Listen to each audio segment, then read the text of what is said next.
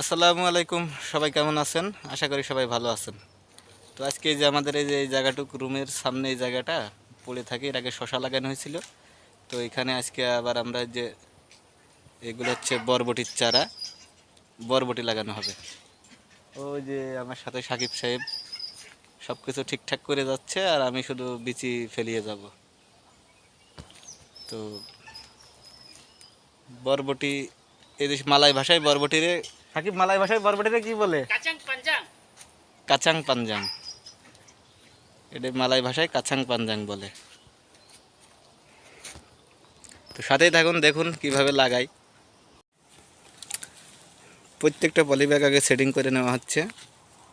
এই যে মাটি, ঘাস টাস যা আছে ভালো করে ঝুরঝুরে করে নেওয়া হচ্ছে। অনেক সুন্দর মাটি, একদম জৈব সারের মতো মাটি। খুব একটা বেশি জায়গা না, এখানে মোট 108টা পলি ব্যাগ আছে। এই 108টা পলি ব্যাগে লাগানো হবে। এর আগে যে এখানে যে শশার এখনো গাছ আছে, এই যে সব শশা লাগানো হয়েছিল, এই জায়গাটুকি 600 কেজি শশা হয়েছে। 600 কেজি, মনের হিসাব করলে 15 মন। সামান্য এতটুকু জায়গায় 15 মন শশা হয়েছে। অনেক সুন্দর শশা হয়েছিল।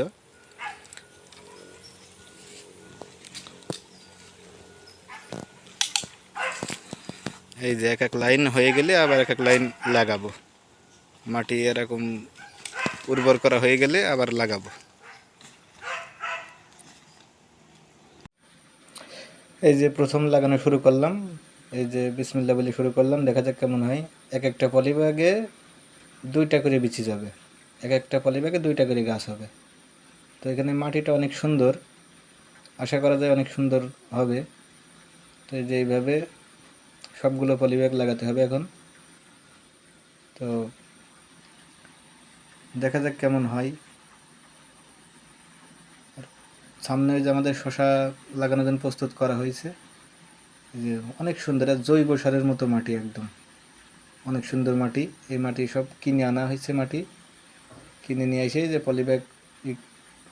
পলিব্যাগ পুড়িয়ে তে সব লাগানো হচ্ছে। দেখা যাক কেমন হয়।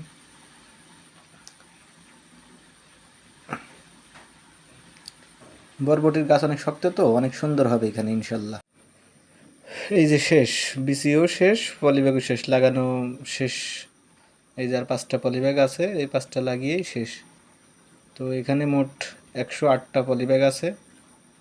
তো দেখা যাক কেমন হয়। জায়গাটা অবশ্য মানে বাড়ির সামনে, তো এদিকে গাছ আছে, এই যে নারিকেল গাছ আছে।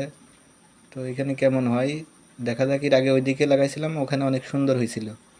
তো এই জায়গাটায় কেমন হয় এটাই আর কি। শশা লাগাইছিলাম, অনেক সুন্দর হয়েছে। এখন বরবটি লাগাচ্ছি, দেখি কেমন হয়, এটাই আর কি। তো সবাই ভালো থাকবেন, আজকে এই পর্যন্তই।